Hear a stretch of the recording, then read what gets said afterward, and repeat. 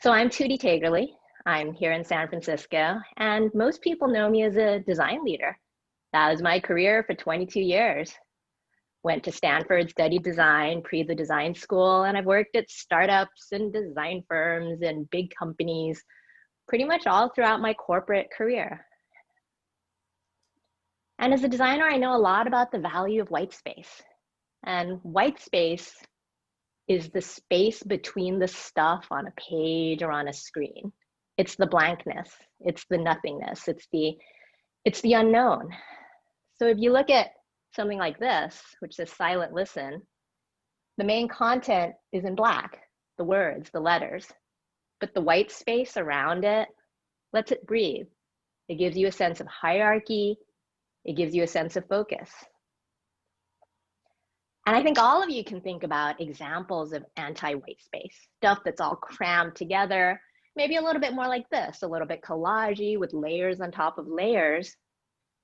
And if you think about what's anti-white space as far as a physical location, think about something like Times Square, where you're standing in the middle, you see billboards and flashing and like touch me, blink me buttons and people all around. Or, less US centric, something like Shibuya Crossing or the Shibuya Scramble in Tokyo, where there's all this stuff going.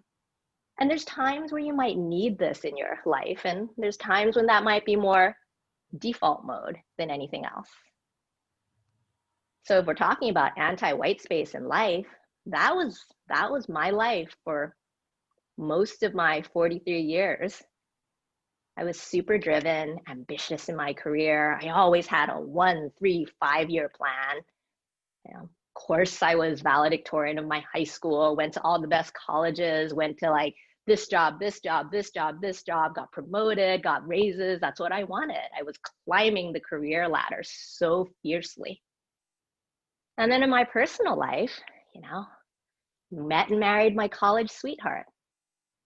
I knew in my head very rationally as a fact that 28% of people meet and marry their future partner in college. I'm like, oh, better make sure I do that. Yeah. And as we were going through, we won the lottery, bought a home in San Francisco, owned a home here for 10 plus years, have 2 gorgeous girls. Everything was perfect. Check, check, check. I had 0 white space in my life. Every minute, hour, week, month, year was meticulously and efficiently planned out. When I worked at Facebook, my last corporate job, I would look at my calendar each day, and it's completely blocked from about 7 a.m. to 5 p.m. But it wasn't just blocked. Every space, if I was double booked, it was good. When I was like quadruple booked, that became harder because then you had to pick which one to go to. There were times where I would come home and I'd be like, oh, no, I didn't pee today. I didn't have time to pee. How ridiculous is that? And even more ridiculous, my solution to it was to stop drinking water, because that's how you control this stuff. If I want to plan this out so well, this is what I'm going to do to be most efficient. I softened a little when I had kids, but I went back to work after my first baby at 6 weeks because they asked me to. I was working at a design firm and they needed me. For my second child, I became a little wiser. I lasted all the way until 10 weeks before I went back to work. And they said, hey, we really need you. We need you to go to London and work for this particular company. And we really need you because you're the only person who could do it. And I'm like, yes, I am the savior. I am the victim. I'm the savior, not the victim. I'm going to go in and I'm going to do this. And fact, the American Academy of Pediatrics says that you really need to breastfeed your baby exclusively for 6 months. So I'm like, all right, I'm going to do it, but I'm going to do it the right way. So I brought my baby along with me. We were in London, my 10-week-old and I, and we got a nanny. So my white space was filled up. I'm going to work during the day while the nanny takes care of the baby, and then baby gets to come hang out in pubs with me and hang out with my coworkers and clients, and then rinse and repeat. So this was my perfect plan and my perfect life. It was goal oriented, it was rational, it was super performative. Check, check, check. So the shit really hit the fan about maybe 2.5, 3 years ago. And this whole anti-white space perfect life kind of cracked and fell away. Three really big things happened. First of all, my father-in-law, who was my American dad, I'd known him since I was 18. Remember the marry your whole college sweetheart thing? Known him since I was 18. And he passed away after fighting mesothelioma, lung cancer, he'd been fighting for about 18 months. And he was really young. He was in his 60s. And then in that same period, my marriage fell apart. We'd been in couples counseling for a good 6 to 9 months. And then we decided that, hey, this wasn't to be anymore, which, in terms of like my vision of this perfect life, just the devastation of having failed my kids, that was just the biggest thing. We promised you this family unit, and I'm not delivering on this to two of the people I care about most in my life. And then about 5 or 6 months later, my father passed. Just three big things. It was about 2.5 years ago. Whew. I think I said those a lot. And every time I say it, I still get the wave of just, ugh. This is where I think some of the magic of white space comes in. I quit corporate, started feeling the freedom and thinking more about what I wanted.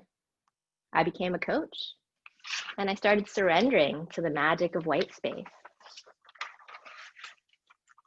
And white space isn't something that you can quite control and put your arms around it. But of course I tried. So let me share 5 points for you around the magic of white space so that you can learn about it maybe a little bit faster than I did.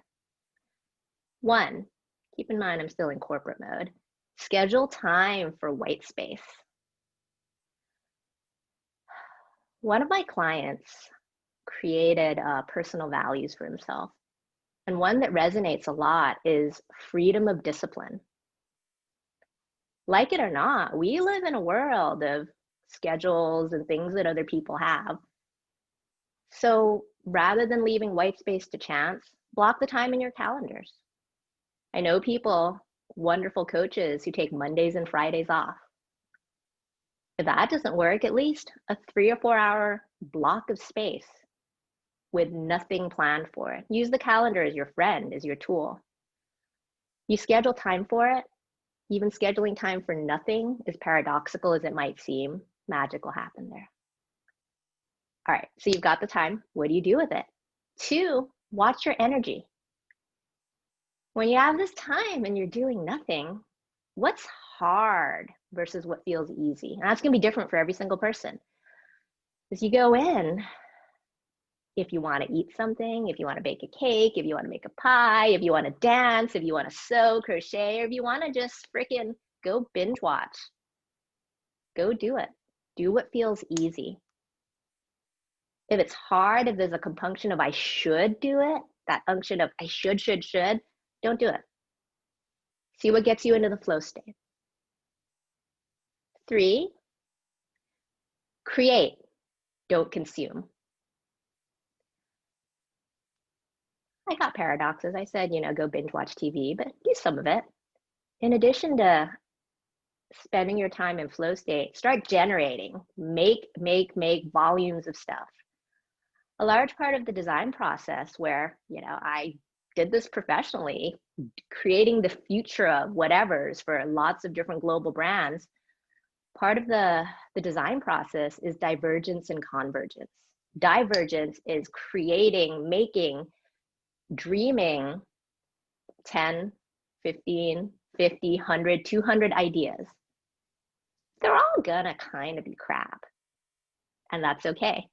It's about quantity, not quality, as many of you have heard in many hackneyed brainstorm sessions. But it's true. Generate as many things as you can. 4, trust the process of diverging and converging, diverging and converging. And then 5, as I speed it up, is when you're going through this, listen for the magic. There's going to be a whisper of serendipity, of intuition, of yearning. And that's only going to come up when you quiet your mind, quiet the performative, quiet the thinking mind, and listen for something different. So 5 points for the magic of white space. Schedule time for white space. Watch your energy. Create, don't consume. Trust the process. And 5, most importantly, listen for the magic. All right, Heather, I tried to stay mostly on time. So that's it. Wanted to share lessons early.